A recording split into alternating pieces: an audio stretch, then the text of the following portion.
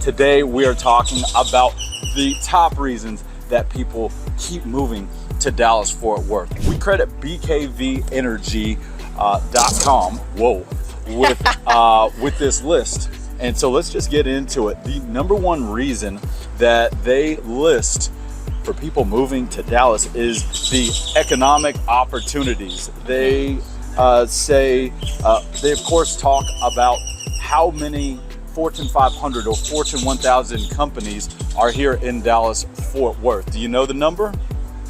Let's go with Fortune 1000 companies in Dallas-Fort Worth. I don't even think I've heard of Fortune 1000. I've always heard Fortune 500. It's just the expanded list. Ooh, okay, so let me think about this. 21? Double that. So there's more than 40, somewhere between 42 and 47, depending on when this list was made, which was 2024. But guys, we're talking an excellent job market here in DFW, and that's no secret to us being born and raised here. I mean, Plano was one of the first places that all the headquarters started coming to headquarter. I mean, it started with like JCPenney, Dr. Pepper started coming in, Frito-Lay. And you mean headquarters Parkway? Well, I mean, like literally, Plano was like where all the company headquarters came to come headquarter. But yeah, literally off of Headquarters Parkway. There's a road, a very popular road in Plano called Headquarters. Is it Park? It's probably Parkway. Headquarters Parkway. I think so. Yeah, and that's over where like the OG Shops Legacy was before Legacy West, same developer, came in and basically improved upon what was already there on the west side of the whole road.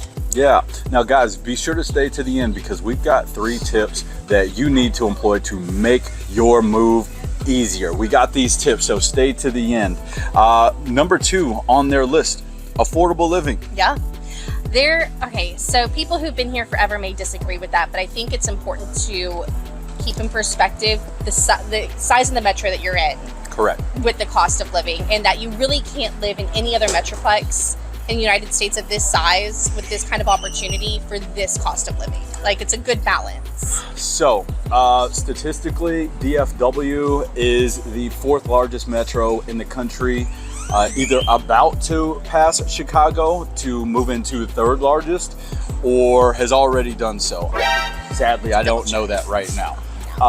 But when we talk about the cost of living as far as metro areas are concerned, DFW still is only 15th highest. So 4th highest as far as population, 15th highest as far as the cost of living. Yeah. And that takes into account, yes, that does include property taxes, cost of housing. It takes into account the cost of utilities and groceries and just all of your expenses that, you know, the typical family endures throughout the course of a year. Tolls, transportation. According to Numbeo.com, Dallas does have the 15th highest cost of living, and that is a cost of living index of 71.4 compared to New York's 100%. Now, I have another video that we'll put the link to up here, and I really break down the cost of living in Dallas, where I talk about the cost of transportation, housing, property taxes in DFW, and how that factors into your total tax burden, because DFW still does have a lower tax burden than any major city in the country when compared to San Francisco, LA, New York City, Washington, DC, and some of these other places. So when you move here at Seattle, when you move here, you actually put money back in your pocket in the tune of $2,500 if you move from here, or $7,500 if you move from there. So the link to that video is up here. Let's keep going, Skylar. Yeah, no state income tax. No state income tax. And also no transfer taxes when you buy and sell here. Interesting. Skylar's coming with the fun facts. I am. Thanks, Tree Pack. Yeah. Okay. What do we have next, Skylar? Cultural diversity. This I especially love because you and I, being native to Dallas-Fort Worth, have both experienced not only the actual physical growth of just, you know, all the numbers coming in, of all the companies coming in, of our metroplex physically expanding out to all these suburbs, but of just how much more diversity there is compared to where we were in elementary school, middle school, then high school, with everyone coming in. And now it's fantastic. You find it in your restaurants, you find it in your stores, you find it in your classrooms, in your workrooms. There's a couple different ways that we can go on this. I'm starting to be in the sun.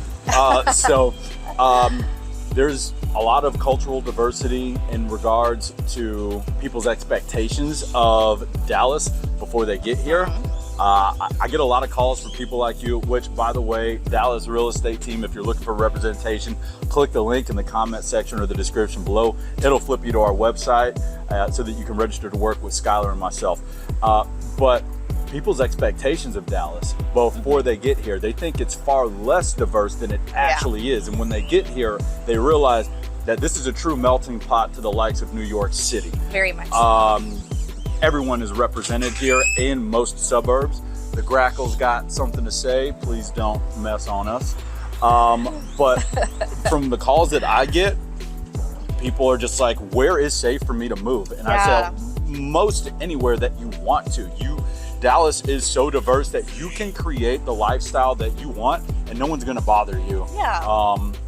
Now, don't get me wrong, if you're looking for a house on 5 acres, I do believe, and you're coming from California, you're coming from Seattle, I think that there are places that you would want to settle in first, then get familiar with the DFW area, and then make that your second home. But that's just a little bit of realtor philosophy coming from Skylar and I. I don't think you want to come straight from a big city and move straight into a Texas rural area.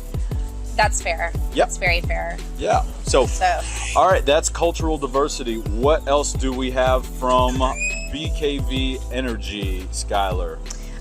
Unique neighborhoods. Case in point, we're in Adriatica. Now, I gotta point out, DFW has more than 200 places to live by name. And we're talking about neighborhoods within Dallas. And then on top of that, we have to talk about that DFW has more than 150 suburbs that you can choose from. Cities, suburbs, whatever you want to call them. Should I throw a rock up and knock that grackle out? They're doing their job. He's looking at us and he's doing this on purpose. Oh, it's fine. He chirped back. Lots of unique neighborhoods, and you'll see a lot of them. We have another video where we talk about the top areas to live in Dallas. You're gonna wanna check out that video. Let's keep going. All right. Warm weather most of the year. Yes. This is cool. I mean, look, it can get hot, flat out hot. It does. Really starting in May. I feel like it's getting earlier in the year. This has been a pretty temperate season, I feel like, this summer so far. We didn't have much of a winter this past one. We had like an expedited, like a very compound winter. Yeah. We did get a deep freeze this year, which we need for the bugs, but yeah. Now, not long lasting. 72 hours. Now, some research that we did in another video, I showed the average temperature month by month throughout the year. So it's no secret that May to around August are going to be your hottest, but really just June through August are going to be your hottest, where your average temperatures are going to be somewhere in the low to mid 90s, and you are going to have plenty of days over 100. Yeah. If you're coming to visit DFW, you want to do a tour with Skylar and I really don't recommend that you do it during those months. You can if you want. You want to see just how bad it's going to get, but I don't think that's going to help you to see the beautiful evenings and nights throughout the year. Case in point, my wife and I, we went out to the Grandscape District a few weeks ago. It was hot in the day and it cooled off at night. There was not a single bug out there at the Grandscape District.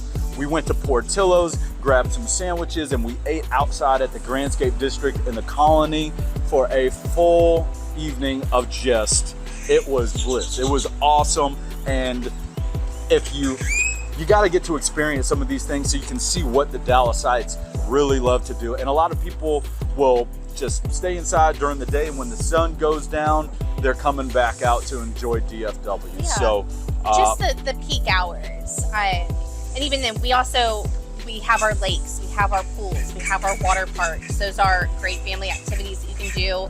And it's something too that you adjust to. Like, I mean, don't let the rumors scare you. As you live here and spend more time here, you learn how to live in the heat, and you just learn to take it season by season. That you do. There's also frozen margaritas, which Dallas is the birthplace of. Okay, I was gonna ask why you keep bringing up margaritas in all of our videos. Because I'm on a countdown. Okay, Skylar's on a countdown, and then, you know, once the baby's here and she's done feeding, you're going into. You can have your first. Huh? Have your first margarita.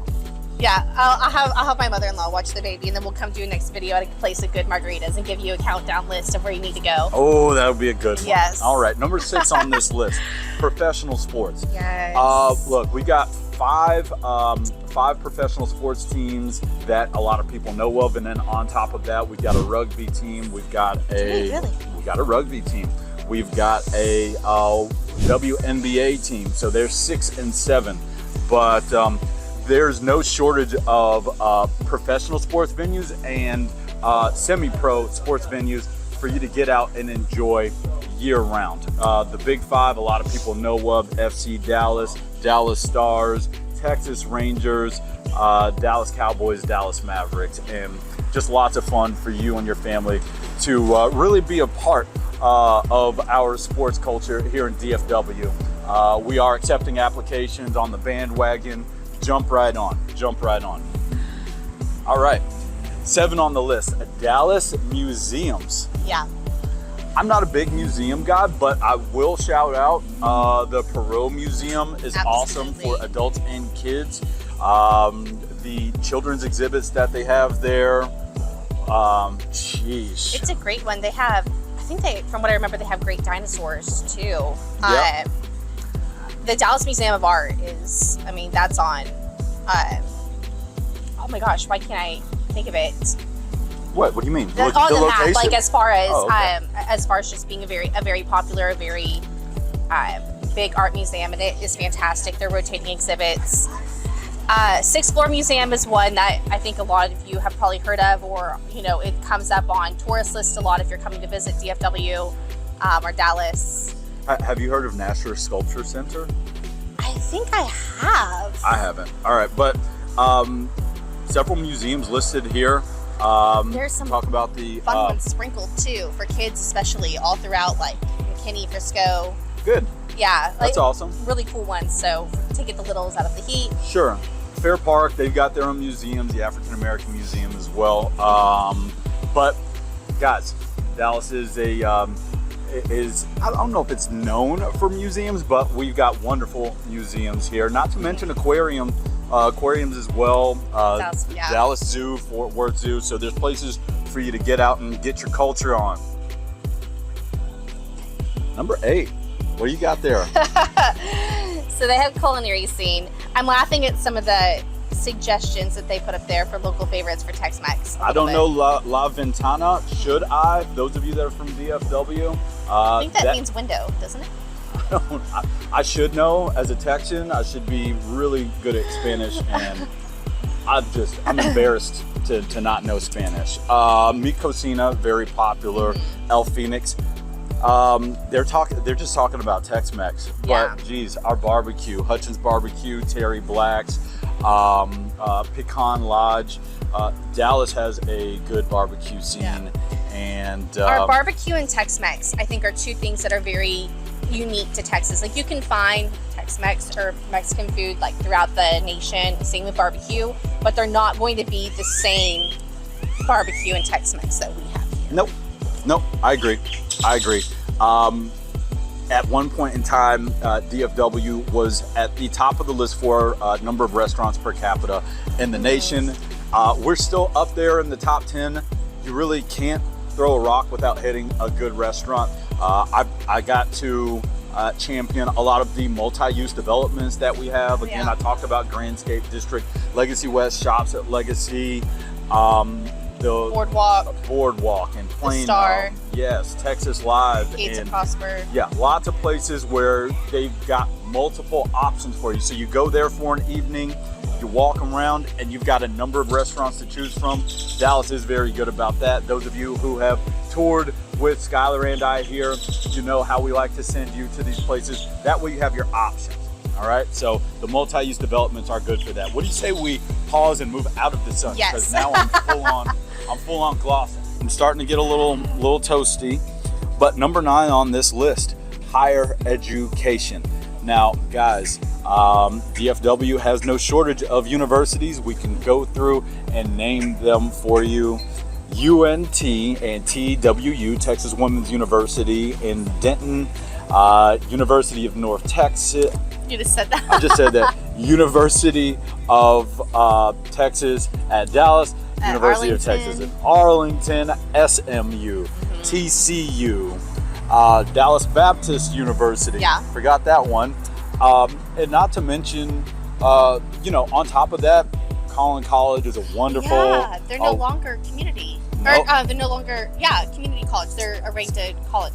Correct. When I went to Collin, it was Quad C back in the day, Collin County Community College, but is now Collin College, a very popular place for higher education in DFW. That Grackle is doing it again.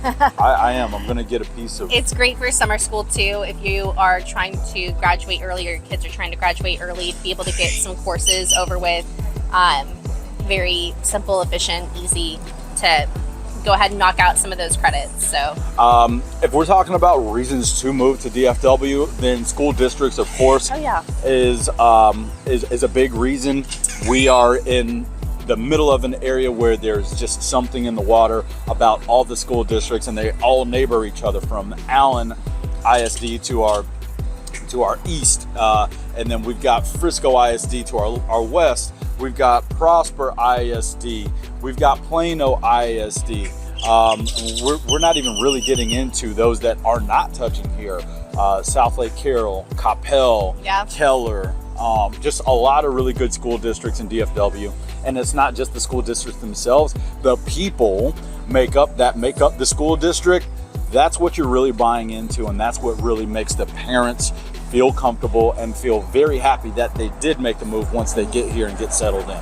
Well, and I think too, you hear everything is bigger in Texas, and it's true. Our school districts are massive. Our schools are massive. So you're not, the majority of these suburbs or these school districts that you're going to be in, you have all these UIL opportunities. You have like different specifications between automotive or arts or science or athletics that you aren't going to get in smaller areas. And it's not even just going to be like a handful of them within the Metroplex. It's going to be throughout the Metroplex that you are going to find these really unique, awesome opportunities for your kids to take advanced classes, for them to go ahead and start getting pre-college credit, for them to go ahead and start things that would go into trade school. Correct. Yeah, and we already talked about the job market here. DFW is not a place where we are solely reliant on oil and gas. No, it's education, it's medical, it's IT, it's trade, tech, it's everything. Financial. There's a lot going on here. So that is the higher education tally right there at number 9. Number 10, the music scene. Lots of live music. Lots of big acts coming through Dallas-Fort Worth to a number of different venues in downtown Dallas. The Meyerson Symphony.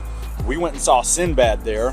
The Toyota Music Factory in Irving. What's funny? It's just your grackles that you're so frustrated over coming in. It's okay. They're eating bugs. I'm fine with that. But guys, and we're only a couple hours away from Texas Live. Yes, that's here in Arlington, Texas. But a lot of people are coming performing at WinStar, which is just 2 hours north of us. WinStar Casino. Within 2 hours, depending on where you are in the Metroplex. Up in Oklahoma. Same thing as Choctaw Casino up in Oklahoma as well. So very, very cool for you to know that, hey, when I moved to Dallas, I'm not losing anything, the ability to go see a hot show.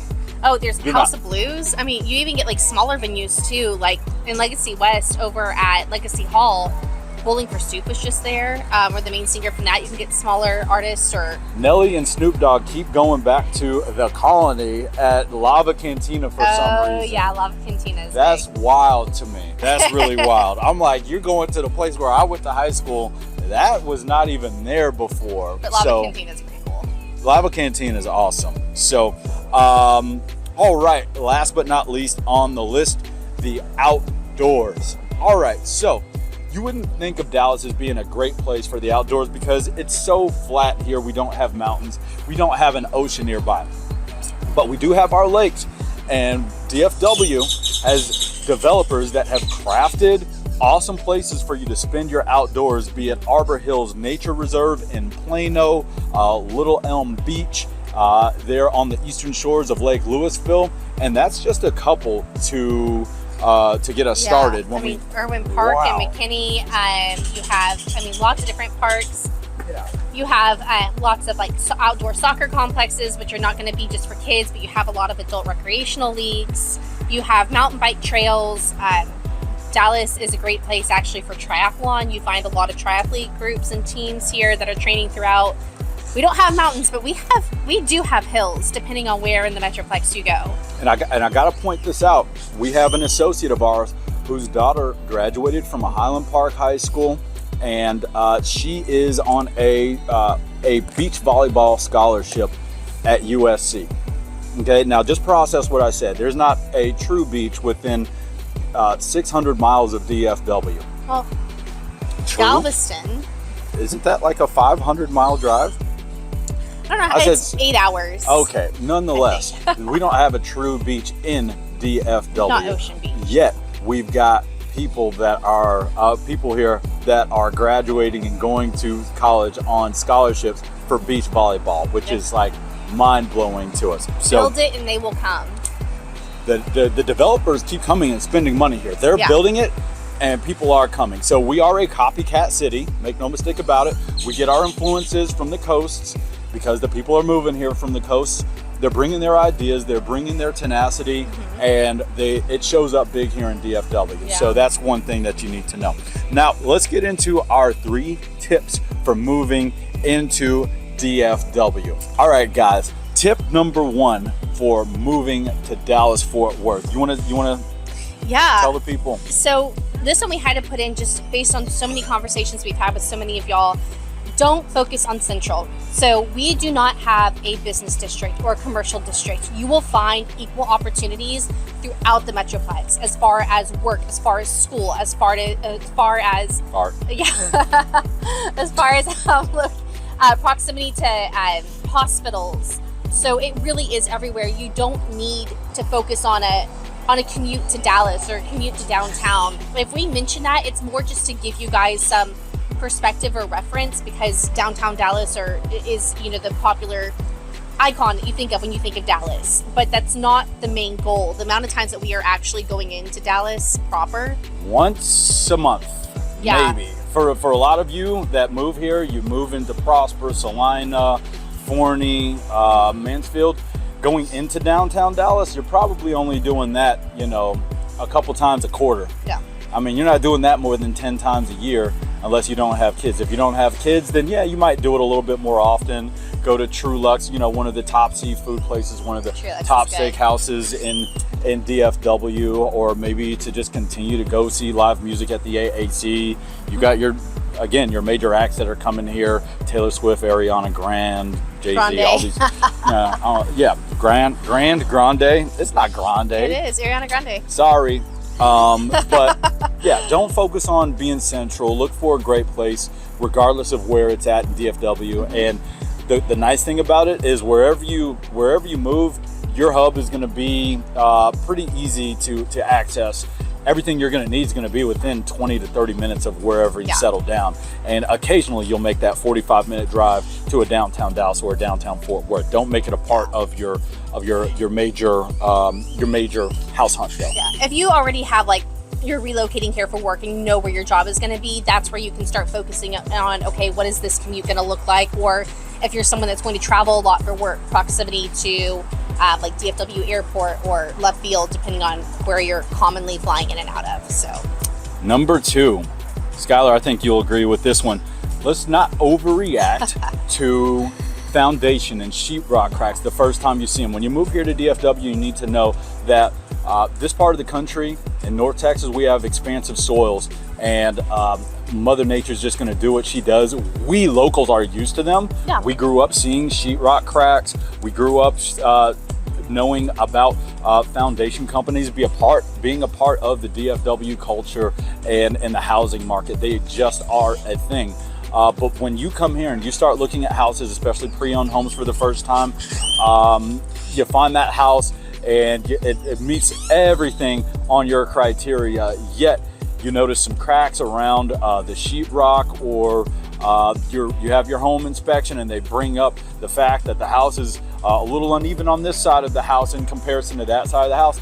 You don't need to freak out. That is a regular part of what we do. Be thorough about it, and I'll even throw this as a tip out for you. If you go under contract for a home and you find out that it's already had foundation work, you're going to want to check and make sure that that foundation work has a warranty, either a 10-year transferable warranty on their work, a lifetime transferable warranty on their work. That is a plus for you, because the statistics say at least 70% of the houses in DFW either have had some foundation work done in the past or will need some done in the future. So if it's already been done, you may They be... say at least 70. I say basically any structure within Texas. It's a matter of, when, not if, just addressing. But now, I mean, especially with newer homes too, we've gotten so good at knowing how to play with expansive soils. Homes are designed to move with them some, but you're going to still see cracks, and it doesn't mean that your house is falling apart or that you have thousands of dollars of damage or something that you need to go in and correct. Just be thorough. Listen to your DFW realtor. If they're locals, they know not to freak over these things. And there is a time to freak when the doors are sticking, when the windows won't open and close. There are some major indicators of big foundation issues that you're not going to want to be a part of fixing, because it can get costly. But for the most part, a lot of these things can be remedied quite inexpensively. If they already haven't been, they're not going to fall on your watch. So that's a big one. Texture? I'm sorry? Isn't that why we do texture on our walls? I don't know why we do texture on our walls. I've had a lot of people push back That's on my theory, is that it's because of to help hide or like the movement within homes. But all of our walls have texture here. If you're moving from an area where you don't have textured walls, it's going to be in almost every house. You're about to be in the sun even more, so let's get to the end of this video. Before we do, guys, don't forget to hit that subscribe button. We appreciate you guys stopping by the channel. Tommy Wooten, Skylar McKinney with the Dallas real estate team. Here we are getting to the last tip. You want to read this one, Skylar? Yes, because it's kind of silly being a native Texan, but it's a valid concern, kind of. Don't make your decision based on tornadoes. You're gonna get alarms here. You're gonna get warnings here. You're gonna get sightings here. It's a regular part of life. We have a season for it. I mean, we've both, 32 years There's like in two Texas. seasons. There's like the spring one and then the fall one. Yeah. So, look, 42 years on this earth, born and 32 raised years, here. born and raised. Thankfully, never seen one, never been a part of one, have seen the devastation that they leave behind. Look, there is no reason for you to decide on a whole suburb or discount one based on tornadoes. Don't do that. You're more, there would be more reason to have concern in regards to hailstorms here in North Texas than tornadoes. Guys, it's just not one of the things that we worry about, and it's not a reason. It should not be a part of your criteria where the tornadoes hit more than others. They can hit anywhere, really. Yeah, they can. I mean, you look at a few years ago, we had just a crazy event that hit Dallas proper. And normally Dallas proper is not ever like in the area that it hit. It's not typically one that gets like the heavy storm warnings or anything like that. And it did. And, we were extraordinarily fortunate that the devastation could have been so much worse. It took out a lot of trees. It took out roofs, but a lot of people, blessedly were okay. That's right. So, yeah. Good stuff. Guys, we hope that this was beneficial to you. Don't forget to hit that subscribe button, hit the bell, so you're notified every time we upload a video. But If you are really considering moving to Dallas-Fort Worth, you've got to check out this video on the best places that you need to be looking, all right?